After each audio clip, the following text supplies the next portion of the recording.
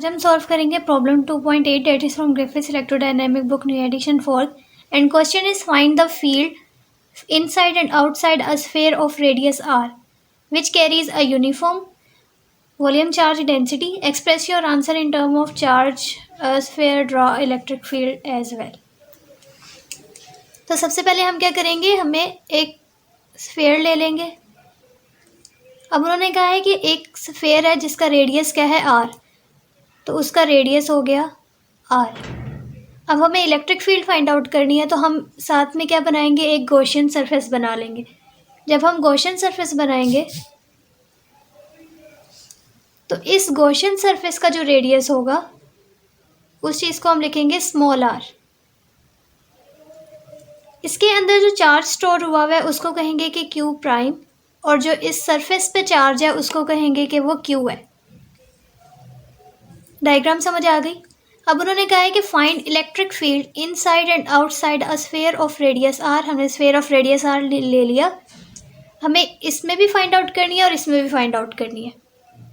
Next उन्होंने कहा है कि अब इलेक्ट्रिक फील्ड फाइंड आउट करनी है, तो हम यहाँ पे इलेक्ट्रिक फील्ड लिख देंगे कि electric field is equals to, electric field equal होती है 1/4 pi e naught Q by R square के. तो अगर हम इनसाइड के लिए ले रहे हैं, इनसाइड के लिए क्या होगा,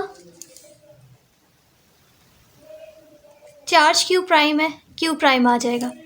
और अगर हम इलेक्ट्रिक फील्ड निकालें आउटसाइड के लिए, तो उसमें चार्ज क्यू है, तो क्यू बाय आर स्क्वेयर, ये हो जाएगी आउटसाइड के लिए. नेक्स्ट उन्होंने कहा है कि वॉल्यूम जो है carries a volume charge density. इसमें यूनिफॉर्म नहीं वर्ड लिखा, इसमें यूनिफॉर्म आएगा, which carries a uniform volume charge density.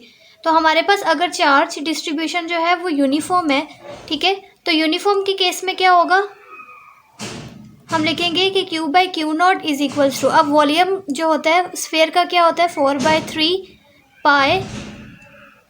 अब आर प्राइम है तो उसका क्या डिस्टेंस था, स्मॉल आर, तो यहाँ पे हो जाएगा आर क्यूब. और जो बाहर है उसका रेडियस क्या है, कैपिटल आर, तो 4/3 पाए आर क्यूब. ये हमारे पास हो गया वॉल्यूम ऑफ क्यूब. अब इनको इक्वल क्यों लिए, क्योंकि यूनिफॉर्म चार्ज डिस्ट्रीब्यूशन है, ठीक है. तो यहाँ पर आप लिख लेना कि यूनिफॉर्म चार्ज डिस्ट्रीब्यूशन की वजह से, यहाँ पे यूनिफॉर्म वर्ड आता है, मैंने नहीं लिखा, तो यूनिफॉर्म चार्ज की वजह से ये इस तरह से ये इक्वल आ जाएंगे. देन यहाँ पे कटिंग होगी ये, तो क्यूब आर क्यूब और यहाँ पे कैपिटल आर क्यूब. यहाँ से अगर क्यू प्राइम की वैल्यू निकालें तो वो होगी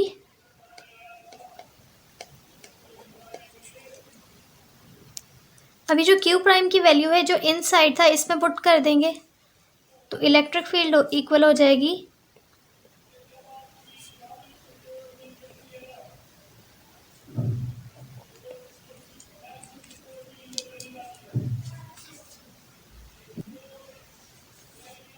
अब आर से कैंसिल,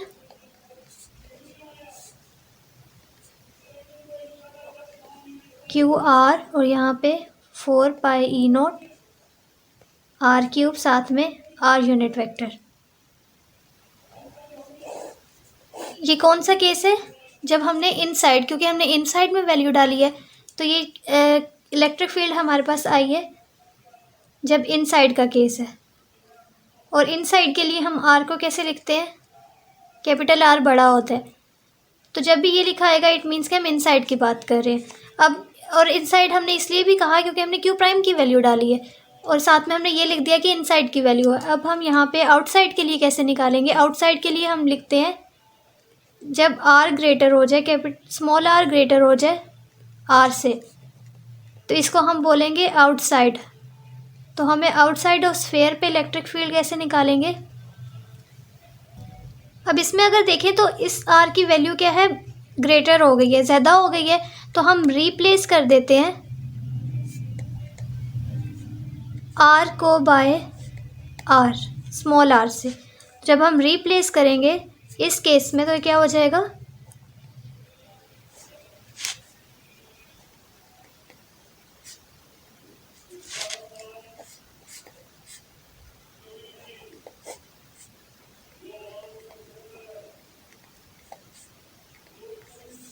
अब ये जो मेरे पास इलेक्ट्रिक फील्ड आई है ये क्या है, आउटसाइड।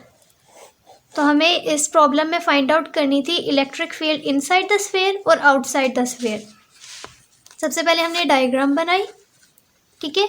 तो ये सरफेस का रेडियस आर था, जो गॉसियन सरफेस है इसका स्मॉल आर, इसमें चार्ज जो थे वो क्यू थे, और इस गॉसियन वाले पे क्यू के ऊपर प्राइम दे दिया। इलेक्ट्रिक फील्ड दोनों के लिए लिखी, क्योंकि यूनिफॉर्म चार्ज डिस्ट्रीब्यूशन थी, क्वेश्चन में गिवन था, इसलिए हमने इनको ऐसे करके लिखा। ये वॉल्यूम ऑफ क्यू स्फीयर होता है, कटिंग हुई और हमारे पास यहाँ पे क्यू प्राइम की वैल्यू निकाल ली। उस क्यू प्राइम की हमने इलेक्ट्रिक फील्ड वाले में, इनसाइड वाले में वैल्यू डाली, तो इनसाइड द स्फीयर आ गया, उसको हम ऐसे लिखते हैं। और जब आउटसाइड द स्फीयर हो तो स्मॉल आर जो होता है वो बड़ा हो जाता है then as compare to capital R. तो हम उसको रिप्लेस कर देंगे स्मॉल आर से और हमारे पास वैल्यू आ जाएगी। उसके बाद हमें बनाना है इसका ग्राफ। अब इलेक्ट्रिक फील्ड किस पे डिपेंड कर रही है, डिस्टेंस पे डिपेंड कर रही है ना, तो हम इस इधर लेंगे इलेक्ट्रिक फील्ड, क्योंकि डिपेंड कर रही है डिस्टेंस पे, और यहाँ पे हम लेंगे डिस्टेंस। तो हमारे पास ग्राफ की जो शेप है वो इस तरह से आएगी। अब ये केस कब है, जब आर जो है वो आर के इक्वल हो गया। ये वाला केस जो है इसमें, ठीक है, ये आउटसाइड के लिए, और ये जो है इनसाइड। अब इसमें अगर हम देखें तो हमारे पास क्या आता है, लीनियर रिलेशन आता है, देन कांस्टेंट आता है, उसके बाद ये डिक्रीज हो जाता है। I hope you understand this lecture. और अगर किसी ने चैनल को सब्सक्राइब नहीं किया तो प्लीज़ चैनल को सब्सक्राइब कर दें। Thank you so much for watching. Allah हाफिज़।